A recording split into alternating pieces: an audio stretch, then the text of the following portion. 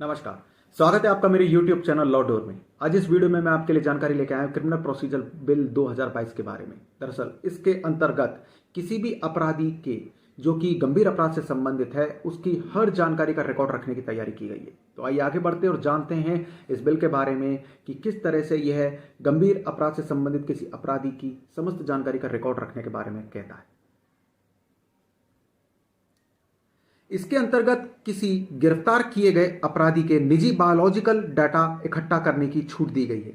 इसमें पुलिस को अपराधी की अंगुलियों, पैरों, हथेलियों के निशान, रेटिना स्कैनिंग, भौतिक जैविक नमूने और उनके विश्लेषण, हस्ताक्षर, लिखावट या अन्य किसी तरह का डाटा एकत्र करने की छूट दी गई है। यह कैदियों की पहचान अधिनियम 1920 की जगह लेगा।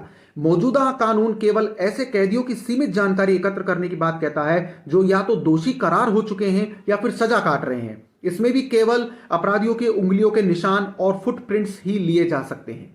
अब जानते हैं कि नया कानून किन लोगों पर लागू होगा। प्रस्तावित कानून 3 तरह के लोगों पर लागू होगा। पहला, ऐसे लोग जिन्हें किसी भी अपराध में सजा मिली है।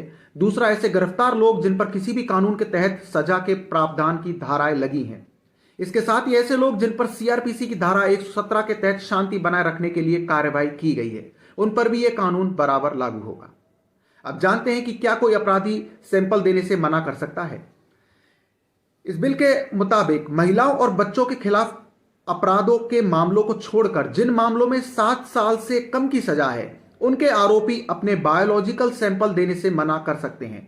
बिल में कहा गया है कि मजिस्ट्रेट के लिखित आदेश को छोड़कर आरोपी के बिना ट्रायल के रिहा होने या दोष मुक्त होने पर उसका डाटा भी नष्ट किया जा सकता है। अब जानते हैं कि इस डाटा को 75 साल रखने से क्या होगा। बिल पेश करते हुए गृह राज्य मंत्री अजय मिश्रा ने यह भी कहा है कि मौजूदा कानून 102 साल पुराना है। बीते 102 साल में अपराध की प्रकृति में भारी बदलाव आया है, इसलिए कानून में बदलाव जरूरी है। इस बदलाव से अपराधियों के शारीरिक मापदंड का रिकॉर्ड रखने के लिए आधुनिक तकनीक के इस्तेमाल की इजाजत मिलेगी। उन्होंने कहा कि पूरी दुनिया ने अपराध और अपराधियों पर नकेल कसने के लिए कानून में अहम बदलाव किए हैं, इसलिए भारत में भी इस कानून में बदलाव की विशेष आवश्यकता है।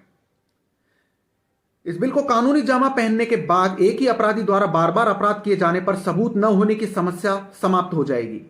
पुलिस के पास सभी अपराधियों का हर तरह का डाटा मौजूद रहेगा, जिससे जांच करने और सबूत इकट्ठा करने में आसानी भी होगी। तो यह थी एक महत्वपूर्ण और संक्षिप्त जानकारी क्रिमिनल प्रोसीजर बिल 2022 के बारे में, जिसमें कि अब ऐसे अपराधी जो कि गंभीर अपराध से संबंधित हैं उनके सभी जानकारी का रिकॉर्ड रखा जा सकेगा।